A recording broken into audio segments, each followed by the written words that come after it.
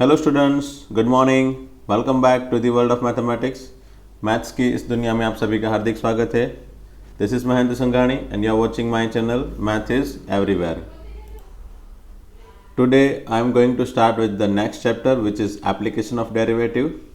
Till now we have completed 3 chapters which is determinant, matrix and derivation, continuity and differentiation. Okay. Now let us start with without wasting time, let's start with the application of derivative. The first concept, which is rate of change of quantity. There is no theoretical part in this particular theory. As we can say, rate of change of some quantity with respect to some other quantity that we need to find. Whenever this kind of questions asked in exam, you just need to think of what? You need to think of the formula, or we can say relation between that two quantities. आपको दोनों quantity के बीच में एक relation पता होना चाहिए. जैसे कि ये क्वेश्चन है हमारा example, the side of two squares are x and Y.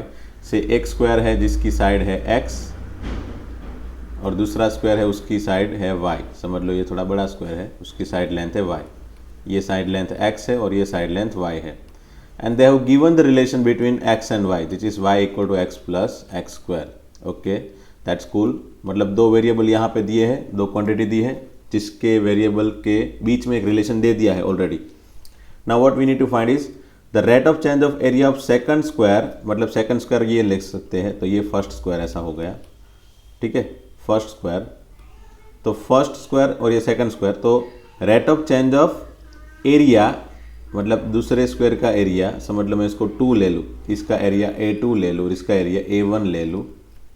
तो rate of change of square, change of area of second square with respect to the area of first square. Okay, so we need to find dA2 by dA1.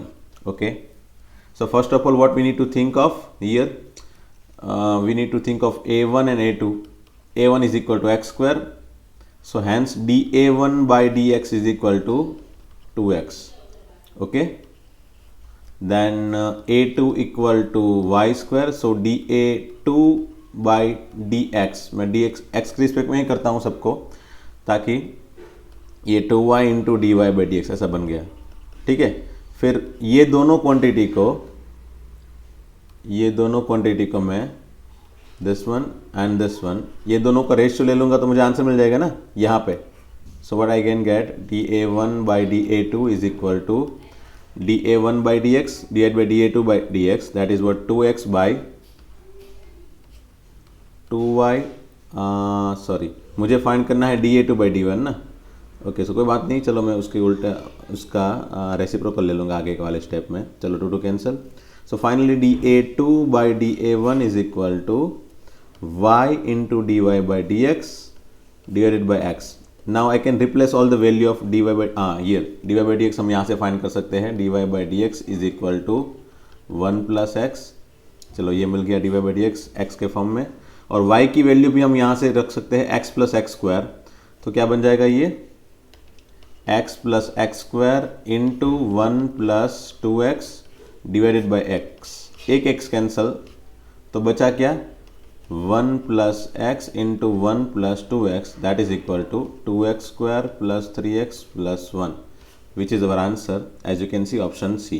ठीक है, तो इस तरह से question हम आराम से सॉल्व कर सकते हैं. बस हमको रिलेशन पता होने चाहिए और हमको थोड़ा बहुत यूज़ पता होना चाहिए कैसे करना है ना. जैसे ये यहाँ पे dA2 by dA1 ये फाइंड करना है, ये एक बार पता चल गया. उसके बाद जैसे A1 का रिलेशन था, A2 का रिलेशन था, तो हमने दोनों को x के रिस्पेक्ट में ही डिफ्रेंशिएट किया ताकि dA1 by dA2 या फिर dA2 by dA1 फाइंड करना ईजी पड़े. dx ds कैंसिल होके, भले ये फिर x y के फॉर्म में कुछ भी आ जाए, उसको तो आगे जाके हम डील कर सकते हैं, है ना. चलो और एक क्वेश्चन देख लेते हैं. If the rate of change of area of the rhombus, सबसे पहले तो एरिया ऑफ रोम्बस, हमको area of every geometrical figure पता होनी चाहिए. जैसे स्क्वायर है, रेक्टेंगल है, रोम्बस है, फिर सर्कल है, मतलब सभी जो हाँ फिर 3D फिगर में सिलेंडर है, स्फीयर है, कौन है, सभी के एरिया एंड वॉल्यूम पता होनी चाहिए. अगर 3D फिगर है तो हमको वॉल्यूम भी पता होना चाहिए एंड सरफेस एरिया भी पता होना चाहिए. तो मेरे ख्याल से ये सब फॉर्मूला हमने हमारे वो सब लेक्चर में मेन जो लेक्चर थे उसमें मैंने लिखवा दिए थे. और अगर डाउट है तो मुझे पूछ सकते हो बाद में कभी भी. ठीक है, हाँ रोम्बस का फॉर्मूला हमने कभी नहीं दिखा था, कभी हमारी 9th स्टैटिक बुक में कहीं पे दिया ही नहीं है, तो यहाँ पे मैंने लिख लिया है रोम्बस का फॉर्मूला। 3 तरह के फॉर्मूला है, 1, 2 और 3। ठीक है, पहला फॉर्मूला है a square sine a h into a and 1/2 d1 d2। Every formula can be every formula have some proof, सभी फॉर्मूला के लिए कुछ ना कुछ प्रूफ तो है ही। उसमें से पहला और दूसरा फॉर्मूला तो ऑलमोस्ट एक ही पैटर्न से बन रहा है, तीसरा फॉर्मूला थोड़ा अलग बन रहा है, but you can prove any of this, है ना। अभी तो प्रूफ में ध्यान नहीं देंगे, बस देखना क्या है कि यहाँ पे फॉर्मूला पहला क्या है, ए एंड कैपिटल ए के बीच में है, मतलब ए क्या है side length and capital A is angle. दूसरा फॉर्मूला है H, that is height between 2 sides and A, the length of sides. और हमको पता है रोम्बस में सभी साइड इक्वली होती है, इसलिए ए ए ए ए, है ना। एंड तीसरा फॉर्मूला है 1/2 d1 d2। d1 d2 is the length of both the diagonal. Okay, so यहाँ पे क्वेश्चन है if the rate of change of area of rhombus, चलो मैं इसको rate of change of area of rhombus that is D A with respect to its side, ये मुझे equal to side length, side of rhombus, ये question में दे दिया है ऑलरेडी। चलो अच्छी बात है। और दूसरा क्या दिया है, then the angle of rhombus that is we need to find. Okay, चलो ए फाइंड करना है। तो यहाँ पे तो small a and capital A के बारे में कुछ ना कुछ चीज़ें क्वेश्चन में दी है, तो हमको फॉर्मूला भी पहला ही यूज़ करना पड़ेगा। So let's use the first formula.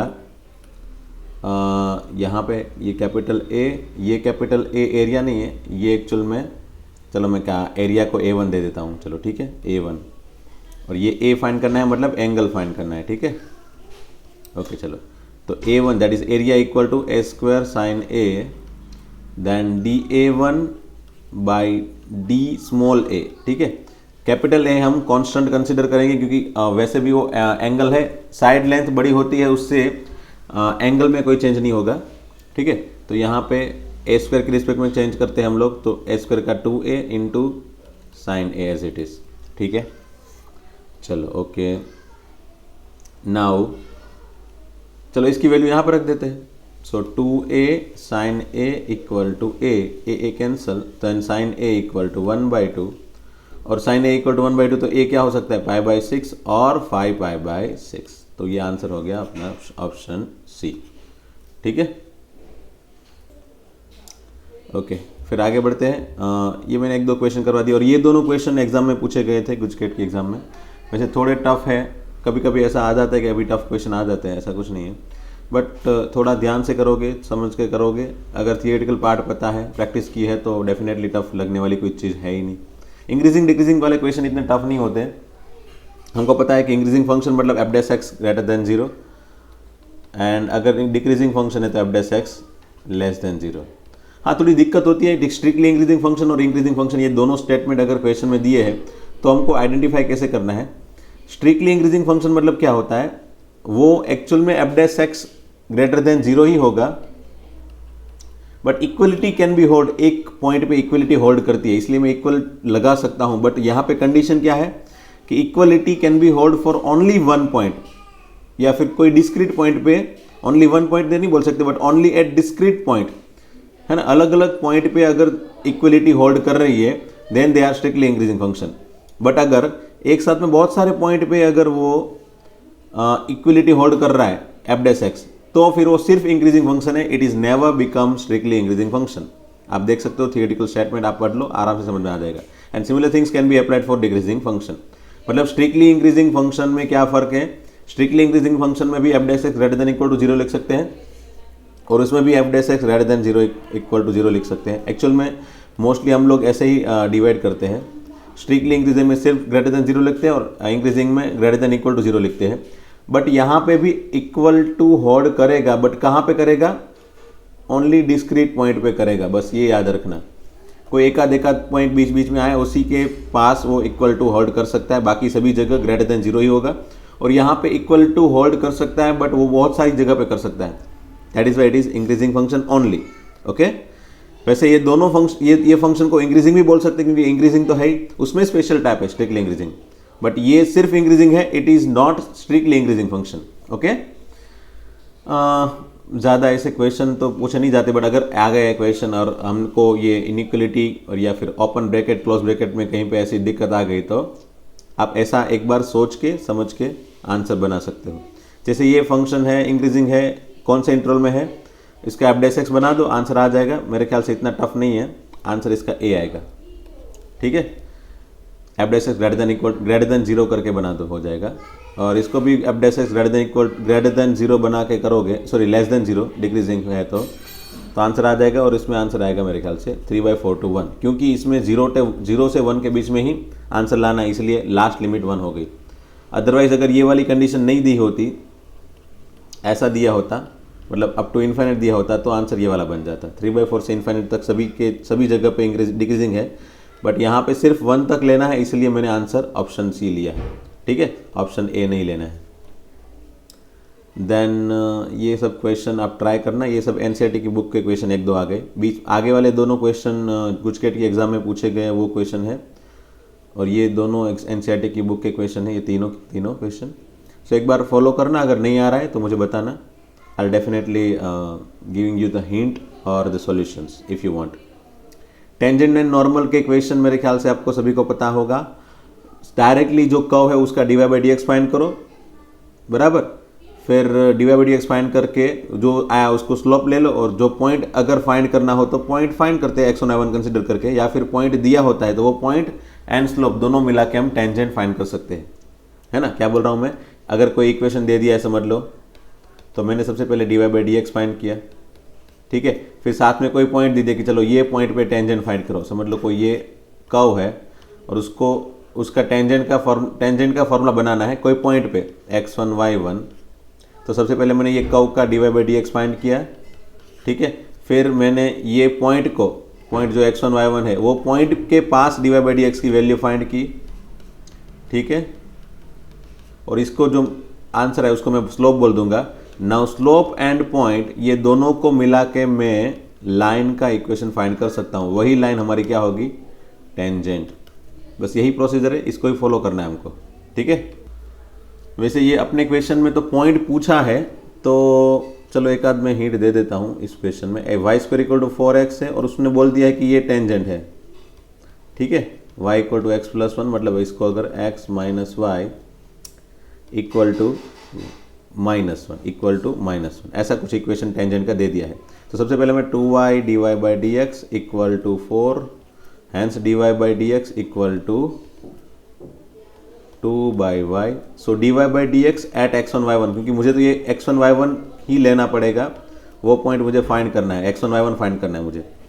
Now as we know that मैंने x1 y1 कंसिडर कर लिया है, तो मेरे पॉइंट को सॉरी ये स्लोप है, स्लोप को मैंने ले लिया 2/y1 एंड पॉइंट मैंने ले लिया x1 y1। तो मुझे इक्वेशन मिला किसका, टेंजेंट का इक्वेशन क्या मिलेगा मुझे, 2x माइनस डिनोमिनेटर को पता है ना y, न्यूमरेटर को x दे देते थे और डिनोमिनेटर को y देते थे, फिर ये जो पॉइंट है उसमें रख देते थे 2x1 - y1 × y1 that is y1²। इस तरह से हम टेंजेंट का इक्वेशन बनाते थे, याद है ना। जैसे अगर स्लोप है 2/3 और पॉइंट है 1 2, तो याद है ना, ये ऊपर वाले को x नीचे वाले को y, एंड अगर ये स्लोप पॉजिटिव है तो बीच में नेगेटिव, इक्वल टू, अब ये x की जगह 1 रख दो और y की जगह 2 रख दो, तो 2 - 3 × 4 ऐसे, ठीक है ना। ये हम लाइन का इक्वेशन, मतलब ये टेंजेंट का इक्वेशन ऐसे बना देते थे।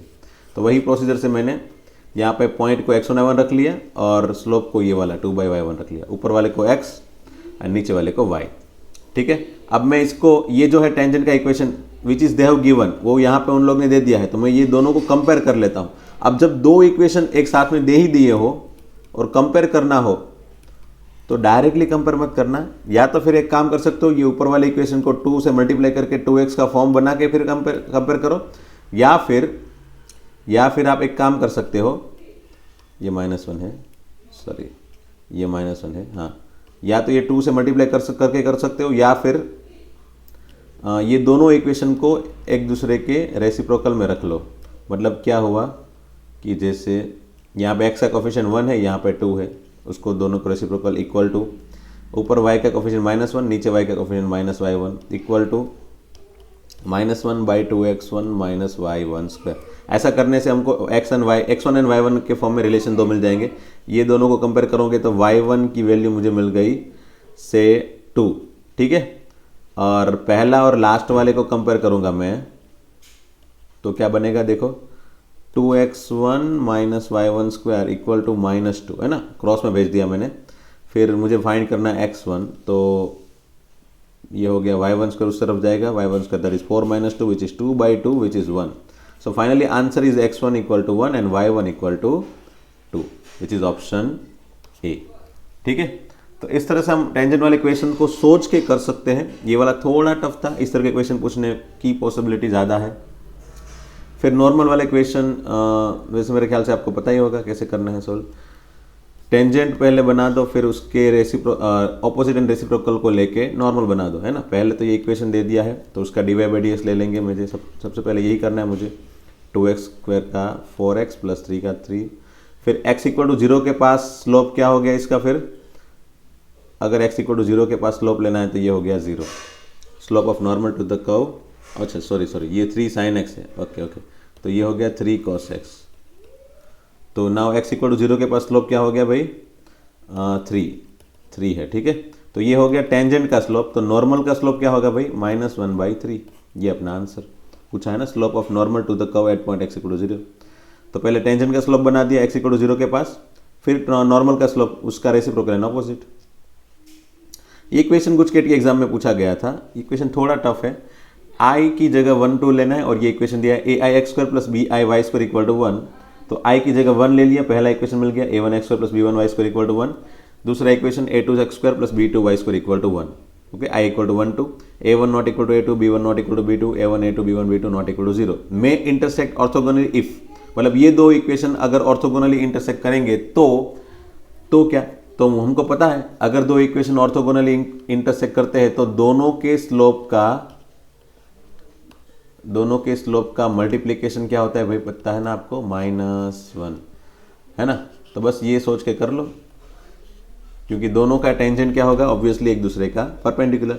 तो दोनों के स्लोप फाइंड करो, n इक्वल टू -1 ले लो, ठीक है। एंड इंटरसेक्टिंग पॉइंट दोनों का कॉमन है, इसलिए x1 y1 intersecting point consider करूंगा मैं।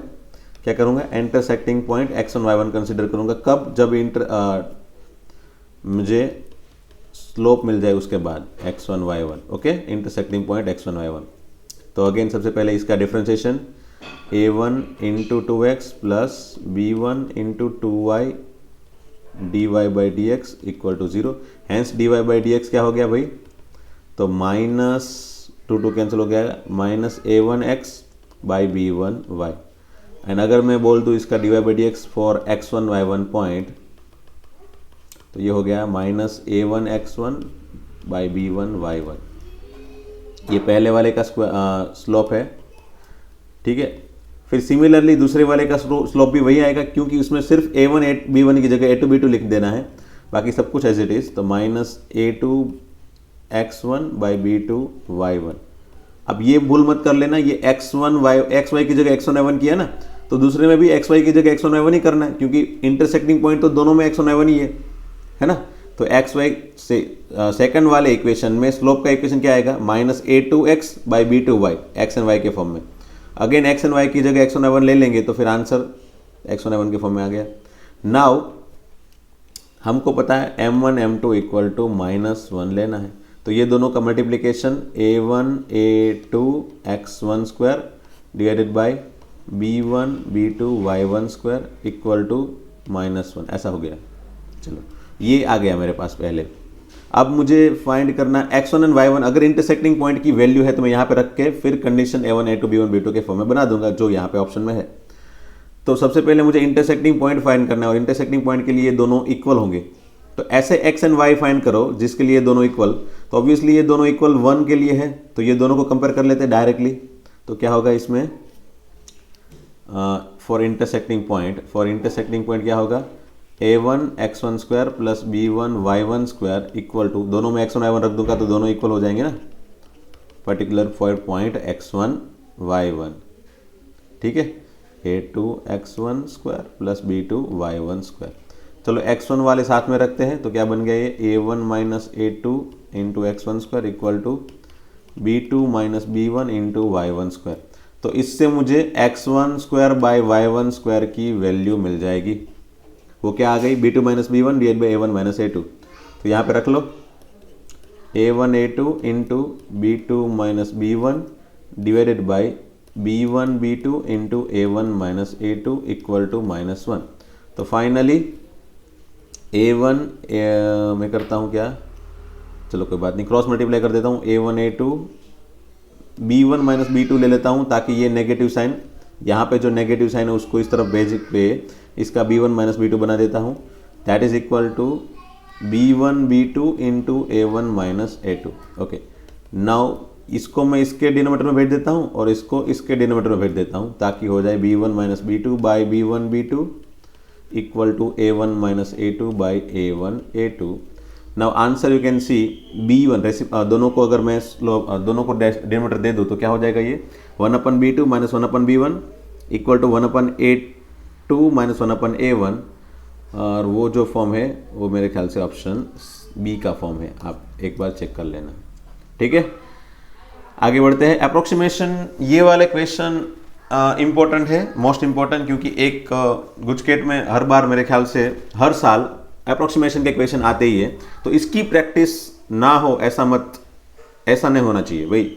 अप्रोक्सीमेशन की प्रैक्टिस थोड़ी बहुत होनी ही चाहिए, एक दो क्वेश्चन कर ही लेना ताकि अप्रोक्सीमेशन के कंसेप्ट याद आ जाए। चलो मैं एक क्वेश्चन करवा लेता हूँ, जैसे -0.99 that can be equal to 1 plus 0.01, है ना। जो क्वांटिटी हमको पता है उसके फॉर्म में हमने कन्वर्ट कर दिया। इसको मैंने ले लिया x और इसको ले लिया डेल्टा x, ठीक है। और f ऑफ x को क्या लिया मैंने भाई, that is equal to cube root of x। तो f डैश x फाइंड कर लेता हूँ। क्यूब रूट ऑफ x मतलब क्या होता है, x to 1/3 ना, तो पावर आगे पावर में एक कम, तो ये हो गया x to -2/3। Now let us find f of x plus delta x equal to, इसके अंदर वैल्यू रख देते हैं ना, पहले वाली ये इक्वेशन के अंदर वैल्यू रख देते हैं। ये अकेले ही इक्वेशन अगर याद है तो कुछ है ही नहीं, कोई दिक्कत नहीं होगी, आराम से सॉल्व हो जाएंगे सभी इक्वेशन। चलो f ऑफ x मतलब x की जगह क्या रखना है, -1, तो f of -1 plus delta x मतलब 0.01 एंड f डैश x, तो f डैश ऑफ, चलो f dash of -1। Okay, f of -1 क्या होगा, इसके अंदर -1 रखने पे f of -1 equal to 1/1/3 which is -1/1/3 which is -1। So answer is -1 plus 0.1/0. ये 1/100 हो जाएगा। ओके, 0.01 f डैश ऑफ -1 मतलब इसमें f x की जगह -1 रखने पे क्या होगा, तो 1/3 -1/1/3 और उसका -2 पावर, ठीक है। चलो अच्छा है। Now as you can see -1 plus 1/300 and -1 का क्यूब रूट अगेन -1 होगा और उसका -2 पावर, -1 का -2 पावर एक्चुअल में क्या होता है भाई, यहाँ पे अलग से बना दो, 1/-1 का 2 power and it is equal to 1/1 which is 1। So this is equal to 1, तो फाइनली बना क्या, -1 plus 1/300। I hope there is no mistake. Okay चलो ठीक है, -1 प्लस 1/300 मतलब 1/3 दैट इज 0.33 एंड 0.33 हो गया 0.33 ओके, तो ये हो गया 0.0, एक्चुअल में ऐसा था, और 100 से डिवाइड करने पे 0.033 मेरे ख्याल से यही आएगा। फिर इसका सब्ट्रैक्शन कर लोगे तो मेरे ख्याल से आंसर आपको दिखाई देगा ऑप्शन ए, ठीक है।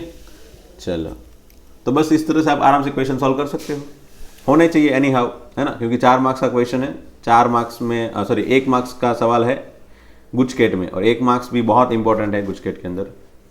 टोटल 120 में से 1 मार्क्स मतलब that is more important than anything. Okay, so इसमें अगर मैं f ऑफ x बनाने जाऊँ तो क्या बन जाएगा, 5x और 2.01 के 2 पार्ट, 2 प्लस 0.01, ये हो गया x और ये हो गया डेल्टा x। बस ऐसे ही क्वेश्चन को सॉल्व सिंपल समझ के फिर ये वाला फॉर्मूला लगा दो, हो जाएगा क्वेश्चन। फिर ये वाला क्वेश्चन भी पूछा गया था एग्जाम में, यहाँ पे 242.999 that is equal to 242.999 equal to क्या लिख सकते हैं, 243 -0.001 ये हो गया, वो तो हो जाएगा आराम से। x हो गया, ये डेल्टा x हो गया। f ऑफ x क्या बन गया भाई, तो fifth root of x that is x raise to 1/5 and based on that you can solve the question. It's not again tough one. ये वाले क्वेश्चन भी अप्रोक्सीमेशन में हमने देखे थे, जिसमें अगर क्वेश्चन सॉल्व करना है तो क्या देखो पहले एरर वाले क्वेश्चन होंगे। एरर ऑफ 4% इन एरिया, तो एरिया के अंदर जो चेंजेस है या फिर एरर है वो कितनी है, 4%। तो 4% यहाँ पे देखना ये चीज कि 4% ऑफ ए ही होगा, ठीक है ना, 4% ऑफ मेजरिंग एरिया, तो that is 4% of A and that is 4% of A, मतलब 4/100 ऑफ ए, ये हो गया डेल्टा ए। एंड हमको फाइंड करना है what is the error in percentage in the radius, so we need to find delta R in percentage of R, ठीक है, how much percentage of R we get as a percentage of radius. So जिसको find करना है उसको यहाँ पे लिख लिया, ठीक है। तो ये delta R equal to D R by D A जो दिया है उसके फॉर्म में मैंने इसको लिख लिया इनटू डेल्टा ए। मैंने ये बताया था आपको किस तरह से सेट करना है। जिसको फाइंड करना है वो यहाँ पे लिख लिया, equal to delta R equal to ये जो आर है उसी के फॉर्म से स्टार्ट करो, डी आर बाई, और जो दिया है क्वेश्चन में इंफॉर्मेशन में वो ए है, तो विथ रिस्पेक्ट टू ए ले लो, इनटू डेल्टा ए। तो आप देख सकते हो delta A D A can be cancelled out, so D R equal to delta R, ये हो जाना चाहिए, है ना, सेटिस्फाई हो जाना चाहिए। फिर डी आर बाई डी ए अलग से फाइंड करना पड़ेगा मुझे, तो डी आर बाई डी ए कैसे फाइंड करेंगे, तो ए एंड आर के बीच में रिलेशन चाहिए for circle, so that is this one. So D A by D R क्या हो जाएगा भाई इसमें with respect to R, that is 2πr। यहाँ पे चाहिए मुझे D R by D A, तो मैं इसको रेसिप्रोकल में ले लूंगा एंड डेल्टा ए की वैल्यू है 4a/100, ठीक है। अब वैल्यू रख दो चलो डेल्टा ए की, ये हो गया कैंसिल होके 2, सो 2 इंटू ए मतलब πr² divided by πr into 100, तो ये आप एक r कैंसिल कर सकते हो, एक 100 कैंसिल कर सकते हो, finally we get what 2/100 r, so that is 2% of r हो गया।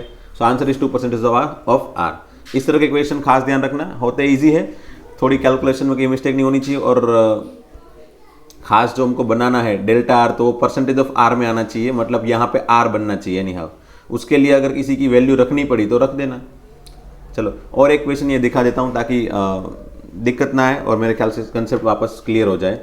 क्वेश्चन में क्या दिया है, 2% of error in measuring surf radius, so delta R is given, that is 2% of R which is 2/100 into R, okay. And what we need to find is percentage of error in surface area, so delta S समझ लो, that is percentage of error in of S. So जिसको find करना हो उसका formula बनाओ, D S with respect to जो given data में है उसको लिख लो इनटू डेल्टा आर, ओके। फिर एस एंड आर के बीच में एक रिलेशन चाहिए, तो एस इक्वल टू 4πr², हमको पता है सरफेस एरिया का फॉर्मूला सर्कल स्फीयर के लिए। So D S by D R क्या हो गया, ये 8πr, तो ये आंसर में लिख लो 8πr इंटू डेल्टा आर की वैल्यू यहाँ पे दी है 2/100 ऑफ आर। अब मुझे आंसर एस के फॉर्म में चाहिए भाई, डेल्टा एस मुझे चाहिए ना, तो एस के फॉर्म में चाहिए, एस के फॉर्म में, अदरवाइज आंसर नहीं बनेगा, वो एस के फॉर्म में चाहिए मुझे। तो मुझे यहाँ पे एनी हाउ एस क्रिएट करना पड़ेगा, एस मतलब 4πr² क्रिएट करना पड़ेगा। तो देखो 4πr² बन रहा है क्या, तो ये 8 and 2 वो हो जाता है 16 को मतलब मैं लिख सकता हूँ 4 into 4πr into R, that is 4πr²/100 हो गया। ये सब कुछ यूज कर लिया, देखो तो ये हो गया परसेंटेज ऑफ 4% ऑफ, या फिर 4/100 इंटू इसको लिख सकते हैं एस, तो ये हो गया 4% ऑफ एस। तो ये आंसर हमारा 4% हो गया। सो क्वेश्चन को कैसे सॉल्व करना है वो एक बार वापस मैंने याद करवा लिया ताकि कभी भी दिक्कत ना है ना। नेक्स्ट मैक्सिमा एंड मिनिमा, मेरे ख्याल से इसके क्वेश्चन आपको बहुत ही अच्छी तरीके से आता है, और इसके क्वेश्चन इतने टफ आएंगे नहीं, क्योंकि आपको पता है कि ये बहुत बड़े क्वेश्चन है, 4-4 मार्क्स वाले क्वेश्चन है। गुजकेट में ऑब्वियसली 1 मार्क्स में इसके क्वेश्चन पूछने की पॉसिबिलिटी बहुत कम है, फिर भी मैं एक आध क्वेश्चन ये करवा लेता हूँ। आपको थियोरेटिकल पोर्शन पता है, सबसे पहले एफ ऑफ एक्स होगा, उसका एफ डैश एक्स फाइंड करो, एफ ऑफ एक्स होगा उसका एफ डैश एक्स फाइंड करो, इक्वल टू 0 ले लो, उसके बेस से एक्स की वैल्यू फाइंड कर लो, और ये x की वैल्यू को f डबल डैश x के अंदर रखोगे, अगर ग्रेटर देन 0 आया तो मिनिमा और लेस देन 0 आया तो मैक्सिमा, ये पता है आपको, ठीक है, यही रूल्स है।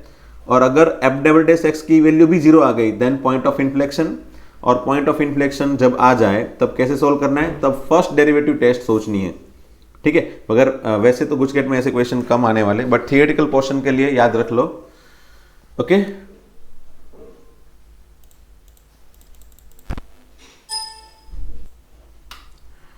चलो find both maximum and minimum value for this equation. F of X equal to ये ले लिया, और sir direct F dash X find कर लेते हैं। तो ये हो गया 3 4 जा 12 X raise to 3 plus minus 8 3 जा 24 X square plus 24 X minus 48 equal to 0 ले लो। इसमें से 12 कॉमन निकल गया, हो गया कैंसल, एक्स क्यूब माइनस ये हो गया 24 हो गया 2 X square plus 2x minus 4 equal to 0। ये x माइनस 2 इसमें एक फैक्टर बना, x इक्वल टू 2 सेटिस्फाई होगा, 1 सेटिस्फाई नहीं होगा, देख लेना एक बार। और x into X X square minus 2 X square plus T equal to minus 2 that is 0। So finally last में minus plus 2 equal to 0। Okay, so as you can see ये तो कभी भी 0 होगा नहीं। So x equal to 2 is the only point which is belongs to 0 to 3 के बीच में है, जो क्रिटिकल पॉइंट है। तो उसी के लिए F double dash X find करना है। तो एफ डबल डैश अगर एक्स फाइंड करूँगा मैं, तो एक्स की वैल्यू 2 रख दूंगा इसके अंदर। तो 12 into 2 raise to 3 that is 8। Okay sorry, पहले इसका डिफ्रेंशिएशन कर लो, सॉरी। एक्स क्यूब का हो गया 3x square minus 4x plus 2, और इसके अंदर अब रख लो 2 की वैल्यू। तो ये 4 3 जा 12 माइनस 4 2 जा 8 plus 2 which is positive. It means कि x इक्वल टू 2 के लिए क्या आंसर आएगा, मिनिमा, ठीक है। और अगर क्वेश्चन में इंटरवल के फॉर्म में दिया हो, जब भी क्वेश्चन कि यहाँ पे कुछ इंटरवल दे दिया हो 0 to 3 या फिर -1 to 7, तो हमेशा ही 0 के पास वैल्यू फाइंड करो, फिर जो क्रिटिकल पॉइंट आया उसके पास फाइंड करो, एंड 3 के पास फाइंड करो। समझ लो 0 के पास मैंने वैल्यू फाइंड की तो 0 0 0 0 एंड 25, तो सबसे बड़ी वैल्यू है 25। फिर 2 के पास मिनिमा बन रहा है, और 2 के लिए इसके अंदर वैल्यू रख के मैंने 2 के पास वैल्यू फाइंड की, तो कुछ ना कुछ वैल्यू आएगी, मेरे ख्याल से इसमें आएगी -39। एंड 3 के पास अगर वैल्यू फाइंड करोगे तो कुछ 16 आ रही है। तो कुछ हमको इस तरह की पैटर्न दिख रही है यहाँ पे, ठीक है, ये 16, ठीक है, ये हो गया ऐसा कुछ, ये 16 है, ठीक है।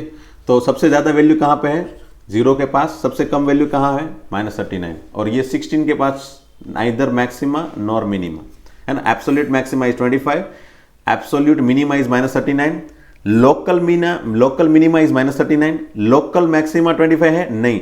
लोकल मैक्सिमा या लोकल मिनिमा कब बोलेंगे, जब आजू बाजू वाले दोनों पॉइंट होंगे तब। आजू बाजू वाले कोई एक पॉइंट नहीं होगा, मतलब ये एंडिंग पॉइंट होगा, तो वहां पे लोकल मैक्सिमा या लोकल मिनिमा क्रिएट होगा नहीं। वहां पे एब्सोल्यूट क्रिएट हो सकता है अगर वो एब्सोल्यूटली मतलब मैक्सिमम है। तो अगर वहां पे बीच में कोई आंसर आ रहा है जैसे ये 16, तो वो एब्सोल्यूट मैक्सिमम भी नहीं है और मिनिमम भी नहीं है, और उसको लोकल में कंसिडर करेंगे नहीं, ठीक है। सो लोकल मैक्सिमा मिनिमम पता चल गया, एब्सोल्यूट मैक्सिमम मिनिमम पता चल गया। अगर डाउट है तो मुझे पूछना, ओके। और ये एक आध क्वेश्चन मैंने चलो होमवर्क में दे दिया आपको। अब ये थोड़े बहुत एमसीक्यू है, जो मैंने बताया था लास्ट लेक्चर में भी कि मैं एमसीक्यू थोड़े बहुत एक्स्ट्रा दूंगा, जो आपको सॉल्व करके रखने हैं, और इसके डाउट भी मुझे पूछने हैं। ये मोस्ट इंपॉर्टेंट एमसीक्यू है, खास ध्यान रखना, ठीक है। गुजकेट के लिए सबसे इंपॉर्टेंट एमसीक्यू है, आप कंपलसरी इसको सॉल्व करना। इसमें डाउट आएंगे ही पक्का है, और डाउट आए तो मुझे बताना है, ठीक है। नोट कर लो 7 8 9 10 11 12 13 14 15, फिर 16 17 18 19। वीडियो को पॉज करते जाओ और नोट करके क्वेश्चन को सॉल्व करते जाओ।